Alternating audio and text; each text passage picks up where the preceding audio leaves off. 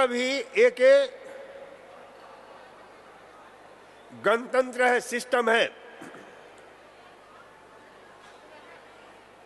जिस प्रकार से हमारे देश में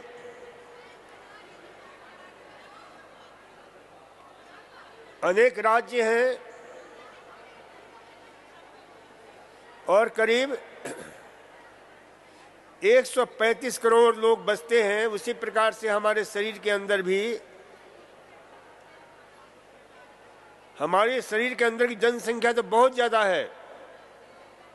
600 ट्रिलियंस। प्रत्येक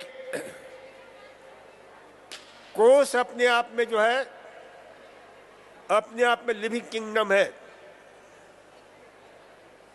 और उसे, उस गण को, वह जो लिविंग यूनिट है, जब वो एक हार्मोनी में, एक सिंक्रोनाइजेशन में, एक लय ताल के साथ, रिदम के साथ काम करता है, तो हम स्वस्थ होते हैं, प्रसन्न होते हैं, आनंदित होते हैं। और जहां इसमें अराजक तत्व घुस जाते हैं, तो उसमें जो है अराजकता पैदा होती है। शरीर के भी कई ऐसे सिस्टम अराजक हो जाते हैं और हमारे विरोध में काम करने लगते हैं। उसी परिस्थिति को ऑटो इम्यून डिजीज कहा जाता है। यानी हमारे जो इस शरीर रूपी जो तंत्र है, विभिन्न सिस्टम है, वो हमारे उपयोगी जो गण हैं, वो हमारे विरोध में काम करने लग जाते हैं, और इस प्रकार से अनेक बीमारियां हमारे सामने परिलक्षित होती हैं। तो शरीर के इस तंत्र को कैसे एक हार्मोनी में, एक रिदम के साथ, सिंक्रोनाइजेशन के द्वारा हम सही स्थिति में लाएं, उसके लिए बहुत जरूरी है कि आप रोज योग करें। आहार आपका सही होना चाहिए, विहार सही होना चाहिए। विहार यानी लाइफ स्टाइल। विचार सही होना चाहिए, व्यवहार सही होना चाहिए, संस्कार सही होने चाहिए। तो इसे हमें ध्यान में रखना है कि अपने आहार, विहार, विचार, व्यवहार, संस्कार, तो हमारा सिस्टम बहुत ही शानदार ढंग से काम करता है और सचमुच में हम रोगों की गुलामी से बचे रहते हैं। स्वास्थ्य की आजादी हम पर हावी होती है और हम प्रसन्न होते हैं। और इसके लिए बहुत जरूरी है कि हमारे उस पुरखों का ज्ञान है, उसे हम जीवन के साथ जोड़ें, क्योंकि जीवन के सिस्टम को, इस गणतंत्र को, जो हमारे अलग अलग विभाग हैं हमारे शरीर के अंदर, अलग अलग राज्य हैं, स्टेट हैं, जिनको हम बोलते हैं gastrointestinal digestive system, central nervous system, autonomic nervous system, excretory system, endocrinal system, exocrinal system. ये जितने भी सिस्टम हैं सही ढंग से काम करते हैं जब हमारा आहार, विहार, विचार, व्यवहार, संस्कार सही होता है। और इसे सही करने के लिए भगवान श्री कृष्ण का वक्तव्य हमें हमेशा याद रखना चाहिए कि युक्ताहार विहारस्य युक्त चेष्टस्य कर्मसु युक्त स्वप्नावबोधस्य योग भवति दुःखः। भगवान कृष्ण से वक्तव्य के द्वारा हमें सावधान करते हैं कि जिस व्यक्ति का आहार विहार विचार व्यवहार संस्कार सही है वह कभी बीमार नहीं हो सकता है, वह कभी रोगी नहीं हो सकता है, वह कभी मानसिक दृष्टि से शारीरिक दृष्टि से नैतिक दृष्टि से आध्यात्मिक दृष्टि से प्रत्येक दृष्टि से वो सबल होता है, सामर्थ्यवान होता है, शक्तिमान होता है। तो इसलिए इसे हमें ध्यान में रखना है और ये हमारे ऊपर डिपेंड करता है कि भाई हम उन नियमों का पालन करें जो हमारे प्रकृति ने बनाया है, जो हमारे भगवान श्री कृष्ण ने बनाए हैं कि युक्ताहार विहारस्य युक्त चेष्टस्य कर्मसु युक्त स्वप्नावबोधस्य योग भवति दुःखः। ये हमारे शरीर के नियम हैं, हमारे देश के नियम।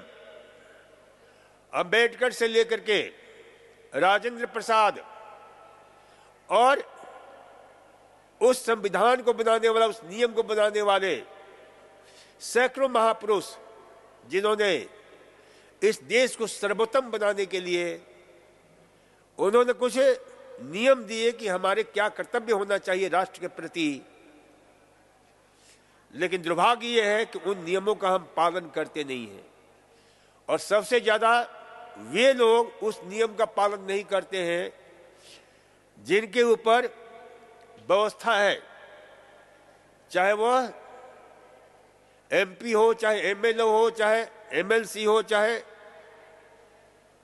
कोई भी हो, वो लोग अपने को तोड़ने वाले वो होते हैं, नियम के साथ चलना वो पसंद नहीं करते हैं। परिणाम क्या हुआ है कि हमारा राष्ट्र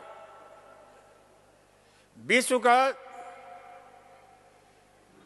यानी सबसे भ्रष्ट देशों में इसका नाम लिया जाता है। अब धीरे धीरे सुधार हो रहा है। तो उसी प्रकार से हम अपने शरीर को भी भ्रष्ट ना करें। भ्रष्ट तब होता है जब हम नियम पालन नहीं करते, संविधान का नियम पालन नहीं होता है। किसी भी संस्थान हो, कोई भी राष्ट्र हो, राष्ट्र ही नहीं बल्कि विश्व ही नहीं बल्कि ब्रह्मांड कॉस्मस, वे सब एक नियम से बंधे हुए हैं। चाहे सूरज भगवान हो, चाहे चंद्रमा हो, चाहे तारे हो, एक नियम, एक निश्चित समय, एक अनुशासन, और उस अनुशासन में जहां भी गड़बड़ी होती है हमारा पूरा ब्रह्मांड से लेकर के सभी कुछ बेलय हो जाता है। तो इसलिए नियम पालन करना बहुत जरूरी है। तो यहां का भी नियम है, यहां कुछ बेलय लोग आ जाते हैं, भ्रष्ट लोग आ जाते हैं, अनुशासनहीन लोग आ जाते हैं जो यहां के भी नियम का पालन नहीं करते हैं। और हमने देखा है, अपने जीवन का अनुभव हम बताते हैं, क्योंकि क्षेत्र में मुझे 47 साल हो गया और परमात्मा ने 0 से 11 हॉस्पिटल 0 से शुरू करने का सौभाग्य प्रदान किया है। तो उसमें हमने ये देखा है कि जिन संस्थानों को हमने नियम से चलाने की कोशिश की, वो संस्थान विकास के आकाश को छुए, और वहां से लौटने के बाद, आने के बाद वह नियम टूटने लगा, वो संस्थान विनाश की ओर बढ़ने लगा, कई तो बंदी हो गए।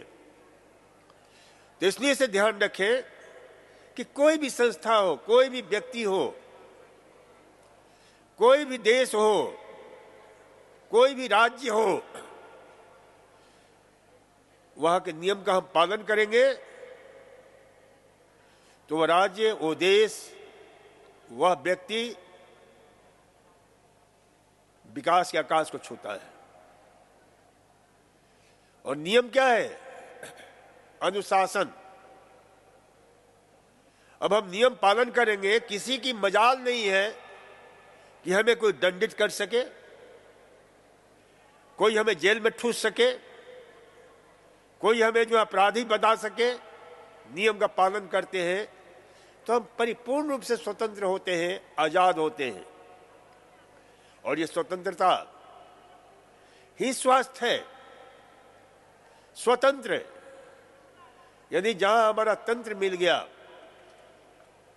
स्वास्थ्य यानी जिसमें हम स्वयं में स्थित हो गए, तो स्वास्थ्य और स्वतंत्रता का बहुत ही गहरा संबंध है। जो स्वस्थ होता है परिपूर्ण रूप से स्वतंत्र होता है, और जो स्वतंत्र होता है वही राष्ट्र का जिम्मेवार, चरित्रवान नागरिक होता है। तो इसलिए इसे ध्यान रखिए कि जैसे हमारा शरीर है, उसी प्रकार से पूरा राष्ट्र है, विश्व है। इसीलिए कहा गया यथा पिंडे तथा ब्रह्मांडे, यत बिंदे पिंडे तत् ब्रह्मांडे। यानी ये सारा विश्व है, ये सारा ब्रह्मांड हम में समाया हुआ है। यदि हमारा शरीर है, physiological body, psychological body, physical body and universe is homologous, एक है। तो इसलिए से ध्यान रखो कि ये हम पहले हम स्वस्थ हो, हम चरित्रवान हो, हमारा राष्ट्र स्वतः स्वस्थ हो जाता है, स्वतः चरित्रवान होता है। स्वस्थ नागरिक ही, चरित्रवान नागरिक ही स्वस्थ देश का निर्माता है। और उसके लिए कुछ करना नहीं है, बस स्वयं नियम पालन करे, राष्ट्र हमारा अपने आप विकास के आकाश को छूता है। और यही हमारे पूज्यास्पद स्वामी जी, आचार्य श्री जी, या जितने भी हमारे ऐसे संस्थान से जुड़े हुए संत हैं, ब्रह्मचारी हैं, जीवनदानी हैं, आचार्य हैं, योगाचारी हैं, चिकित्सक हैं, उन सब का यही लक्ष्य है कि हम नेक बने, अनेक बने। हम स्वयं अपने को सुधारेंगे, दूसरा अपने आप सुधर जाता है। तो पहले स्वस्थ होना है और राष्ट्र को स्वस्थ बनाना है। इसे ध्यान रखें।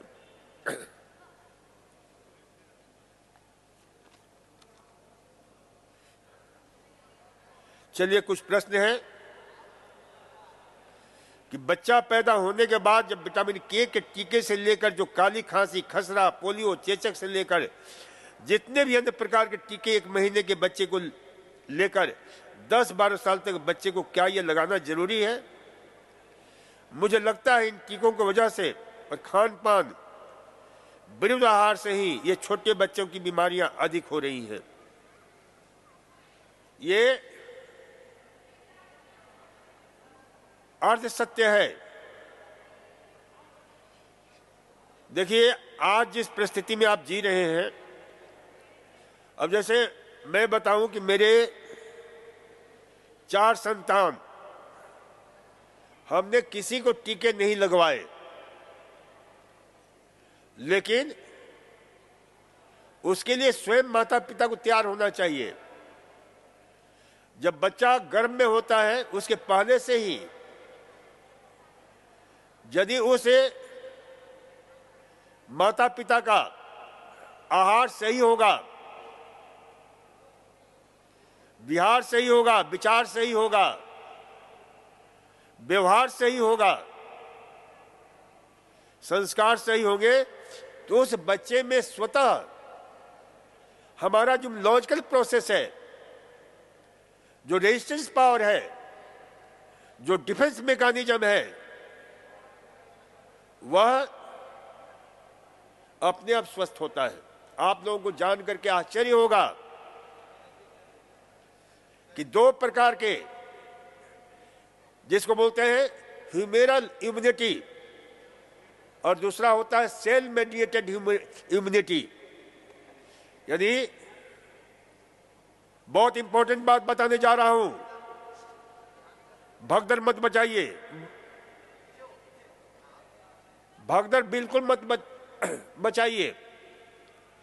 कि जब माता पिता बहुत ध्यान से सुनो ताकि आप समझ सको कि ये बहुत अच्छा प्रश्न है कि जब माता पिता का मिलन होता है और उसे संतान की नींव पड़ती है तो उसके एक सप्ताह के अंदर ही, विद इन 1 वीक, जो एम्ब्रायोनिक, जो आपके योग सेल्स होता है, यानी भ्रूणीय जो कोशिका होती है, उसके अंदर आपके स्टेम सेल्स यानी का नींव पड़ जाता है, जो पहला जो रोग से लड़ने की क्षमता है सेल मेडिएटेड, वह जो है निर्मित होता है, जो समय अंतराल में वह कहां पहुंचता है, बोन्स के अंदर, आपके जो है, और बोन्स में विशेष रूप से जहां पर बोन मैरो के अंदर जो है, फिर वो अलग अलग विभाग के वहां पर जो है निर्मित होते हैं सैनिक, और उन्हें पुनः जो है वहां पर आता है, कहां पर, आपके यहां पर बिल्कुल छाती के अंदर एक विशेष प्रकार का जो है, जहां पर अलग अलग सेल्स निर्मित होते हैं, जिसको बोलते हैं थाइमस ग्लैंड। और उस थाइमस ग्लैंड के अंदर ही अलग अलग सेल जो है मैच्योर होते हैं, जिनको हम कहते हैं टी लिम्फोसाइट्स, बी लिम्फोसाइट्स, और टी लिम्फोसाइट्स भी आपके उसके अलग अलग विभाग, जिसको बोलते हैं किलर टी सेल्स, जो रोगाणुओं से लड़ता है, memory T cells, helper T cells, और हेल्पर सपोर्टेड टी सेल्स। तो ये जो आपके जो है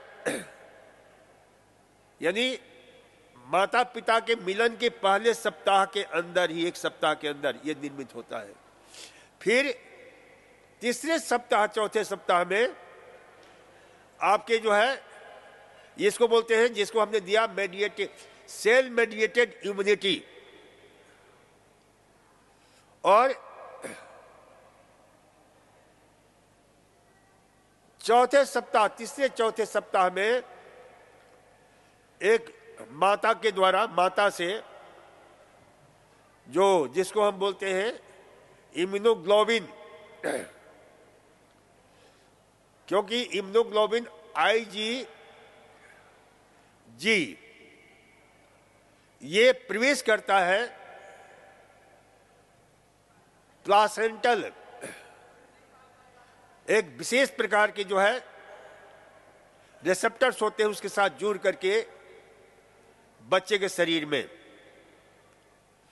और फिर उसके बाद जो है, जब बच्चा पैदा होता है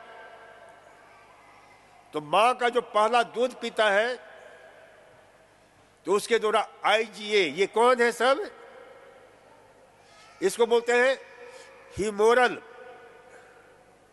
इम्यूनिटी के फौज हैं, सैनिक हैं। तो ये ध्यान रखो कि यदि आपने गर्भावस्था, इसीलिए हमने ये शुरू किया है, हमारा एक प्लानिंग है कि जो माता पिता बनना चाहते हैं उनको 2-3 महीना पहले से ही उनकी ट्रेनिंग होनी चाहिए।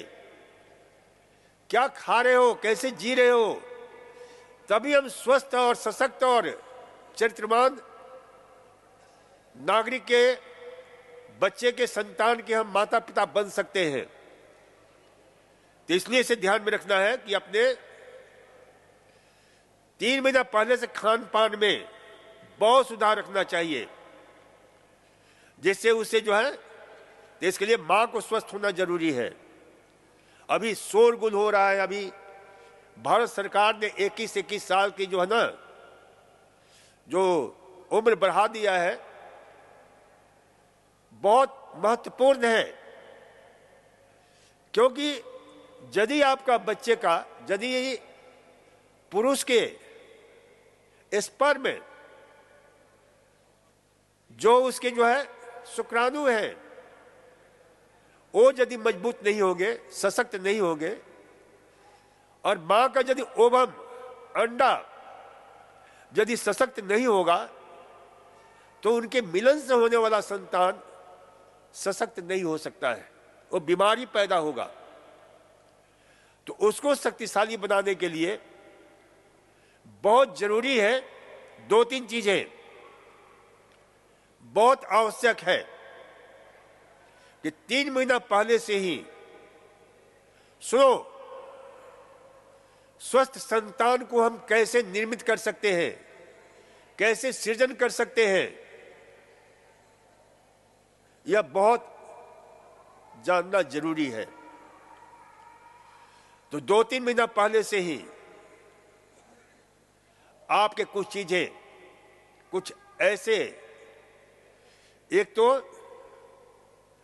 सूर्य स्नान लेना बहुत जरूरी है हर माता को और पिता को जो स्वस्थ बच्चे का जन्म देना चाहते हैं। क्योंकि सूर्य स्नान लेने से उनके जो स्पर्म होता है, ये रिसर्च हुआ है, खोज हुई है, मेरी पुस्तक है मेरा आहार मेरा स्वास्थ्य, उसमें हमने ये जिक्र किया है कि सूर्य स्नान लेने से शरीर के अंदर जो स्पर्म की जो ताकत है, शुक्राणु की ताकत, वो काफी बढ़ जाती है, और महिलाओं के ओवम की ताकत बढ़ जाती है। दोनों को ही ये बहुत जरूरी है, और उनके मिलन से होने वाला संतान सूर्यपुत्र कर्ण की तरह वीर प्रतापी चरित्रवान होता है। महाभारत का एक पात्र है कर्ण, जो किसकी संतान है? सूर्यपुत्र। तो ये जो है ना, ध्यान रखो कि सूर्य जैसा तेजस्वी, ओजस्वी, तो ये ध्यान में रखना है कि भाई इस प्रकार से जो है सूर्य स्नान, क्योंकि जैसे से उम्र बढ़ती है और गलत हम खान पान करते हैं, गलत हमारा सोच होता है, तो जो स्पर्म होते हैं उनकी क्वालिटी खत्म होने लगती है, उनकी क्वांटिटी कम होने लगती है, उनकी मोटिलिटी कम हो जाती है। तो ये ध्यान रखना है कि भाई एक तो सूर्य स्नान जरूर लेना है। सूर्य स्नान लेने से वैज्ञानिकों ने खोज किया है कि जो माता सूर्य स्नान लेती रहती है, उसका होने वाला संतान भविष्य में डिप्रेशन से, टेंशन से, स्ट्रेस से ग्रस्त नहीं होगा। ये रिसर्च है, ये खोज है। और इसके अतिरिक्त जो बच्चा, जो माता सूर्य स्नान लेती है बराबर,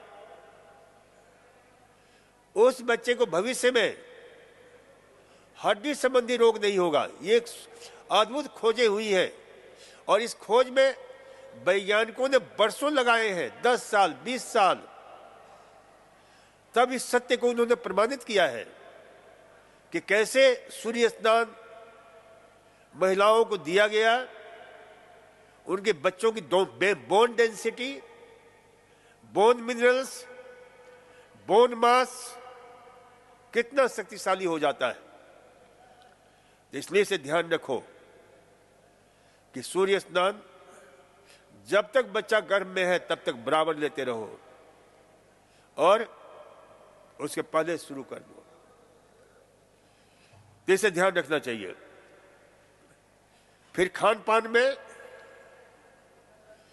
जैसे इसमें है कि विटामिन डी, विटामिन के, कि टीके से लेकर के बहुत सारे, बहुत अच्छा प्रश्न है। किसका प्रश्न है? जिसका भी है। संजीव हिमाचल से। संजीव कहाँ है भाई? संजीव है क्या कोई? कौन है संजीव? अच्छा इधर है कि भाई ये ध्यान रखना चाहिए कि विटामिन के जो खून के, यानी जिसको बोलते हैं कोगुलेंट विटामिन, और इसका खजाना है पालक। इसके अतिरिक्त विटामिन B9 जिसको बोलते हैं नेचुरल रूप में होता है, फॉलेट रूप में होता है,